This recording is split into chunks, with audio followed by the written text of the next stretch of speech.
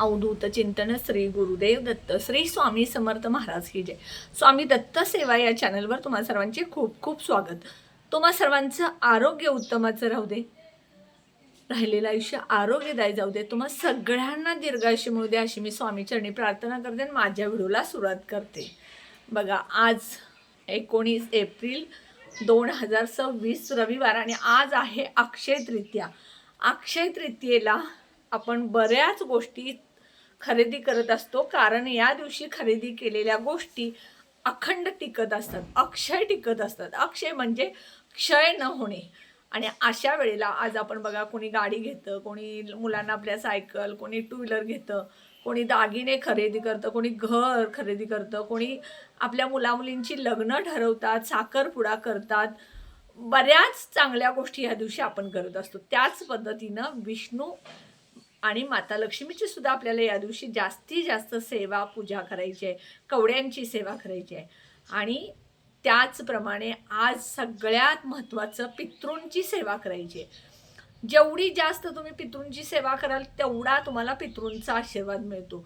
मग पितृंची सेवा करणे म्हणजे काय, तर बघा, मी सगळ्यात पहिल्यांदा एक सगळ्यांना अगदी विनंती करून सांगते की जिवंत माणूस असतानाच आपल्या घरातले आई वडील असू द्या, सासू सासरे असू द्यात, कोणी असू दे, त्यांना खायला प्यायला व्यवस्थित घालून त्यांचा मान सन्मान करून त्यांना व्यवस्थित सांभाळा।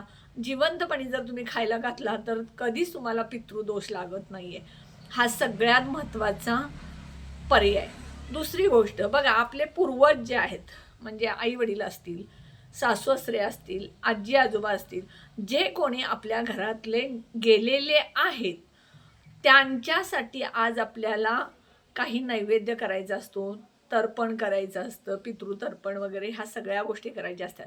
आणि ह्यामुळं आपल्याला पितृंचा आशीर्वाद लागत असतो, कारण आपले पितृ हे आपल्या दरवाजाच्या बाहेर येत असतात, कधी आपल्या घरामध्ये येत नाहीत। आणि आज आपले पितृ ह्या पृथ्वी तलावरती भ्रमण करत असतात आणि आपण जे त्यांचं खात असतो, घर असेल, शेती असेल, सोनं नाणं त्यांचं घेतलं असेल, त्यांचा पैसा घेतला असेल, त्यांनी जे जे मिळवलंय त्याचा उपभोग आपण घेत असतो। आणि त्यातल्या थोडासा फुलने फुलाची पाकळी म्हणून आपण त्यांना त्यांच्या नावे दान करणं किंवा त्यांची आठवण म्हणून आज आपल्याला एक घास त्यांना द्यायचा आहे। त्याच पद्धतीनं आपल्याला कर आणि केळी हे जे आहे, एक मडकं घ्यायचं आणि त्याच्यावरती छोटं मडकं घेऊन हे पाणी भरून दान करायचं असं। पण हल्ली कोणी दान केलेलं घेत नाही, त्यामुळे ते तुम्ही नाही केला तरी चालेल। दुसरी गोष्ट, आज तुम्हाला एक माठ दान करायचं आहे। माठ म्हणजे जो पाण्याचा माठ असतो बघा, तो। त्याच पद्धतीनं आपल्याला आज संध्याकाळी पितृंच्या स्मरणार्थ एक दिवा लावायचा आहे। हा दिवा कुठे लावायचा, कसा लावायचा, काय करायचं याची संपूर्ण मी माहिती सांगणार आहे। आपल्या किचनमध्ये प्रत्येकाच्या घरामध्ये माठ म्हणजे पाण्याचा जो माठ असतो, हंडा असतो, तो प्रत्येकाच्या घरामध्ये किचन ओट्यावर पाहिजेच पाहिजे। आता हल्ली ॲक्वागार्ड असल्यामुळं प्रत्येकाच्या घरामध्ये ॲक्वा आहे, त्यामुळे बरेच लोकांच्या घरामध्ये माठ नाही, पण आवर्जून सांगते, प्रत्येकाच्या घरामध्ये माठ हा पाहिजेच। ओट्यावरती तुम्ही माठ भरून ठेवलाच पाहिजे। माझ्याही घरामध्ये आहे। तर तुम्हाला सांगते, ह्या माठाजवळ तुम्हाला सायंकाळी 6 ते रात्री 11 या वेळेत तुम्हाला एक दिवा लावायचा। हा दिवा 6 ते 7 याच वेळेत लावायचा, पण तो 11 वाजेपर्यंत राहायला पाहिजे, प्रज्वलित राहायला पाहिजे, असं तुम्हाला ठेवायचं आहे। काय करायचं, कणिक घ्यायची, कणकेमध्ये चिमूटभर हळद घालायची आणि ती कणिक घट्ट मळायची, अजिबात मीठ घालायचं नाही, त्यामध्ये बिना मिठाची कणिक मळायची आणि त्याचा दिवा बनवायचा।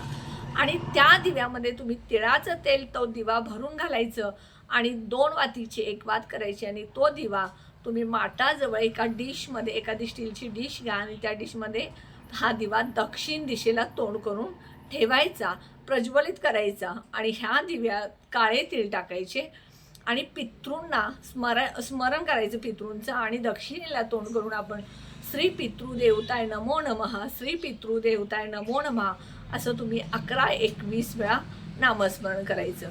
आणि जे कोणी आपले पूर्वज गेलेत, पितृ गेलेत, आई वडील असतील, आजी आजोबा असतील, सासू सासरे असतील, ह्यांच्या 3-7 पिढ्यांचा आशीर्वाद मिळावा असं प्रार्थना करायची। आणि तुम्ही हे ठेवायचं. आता समजा तुमच्या घरामध्ये माठ नाही, आज खरेदी करा आणि हा माठ तुम्ही आणून तिथे देवाजवळ हे किचनजवळ ठेवा. समजा तुम्हाला तिथं शक्य नसेल तर तुम्ही मुख्य दरवाजाच्या बाहेर घरातून बाहेर पडताना डाव्या हाताला आणि बाहेरून आत प्रवेश करताना उजव्या हाताला अशा पद्धतीनं दक्षिण दिशेला तोंड करून हा दिवा जरी ठेवला तरी चालेल. हा दिवा 2 ते 3 तास प्रज्वलित राहायला पाहिजे याची काळजी घ्या. हा उपाय तुम्ही संध्याकाळी आज करा. बघा तुम्हाला पितृंचा नक्की आशीर्वाद मिळेल. व्हिडिओ कसा वाटला तुम्ही कमेंट बॉक्समध्ये सांगा. व्हिडिओला जास्तीत जास्त शेअर करा, लाईक करा, ऑल बटनला क्लिक करा. त्यामुळे माझे छोटे छोटे उपाय सेवा तोडगे करतील. आणि जे कोणी माझा व्हिडिओ नवीन बघत असतील त्यांनी प्लीज माझ्या व्हिडिओला सबस्क्राईब करायला विसरू नका. श्री स्वामी समर्थ.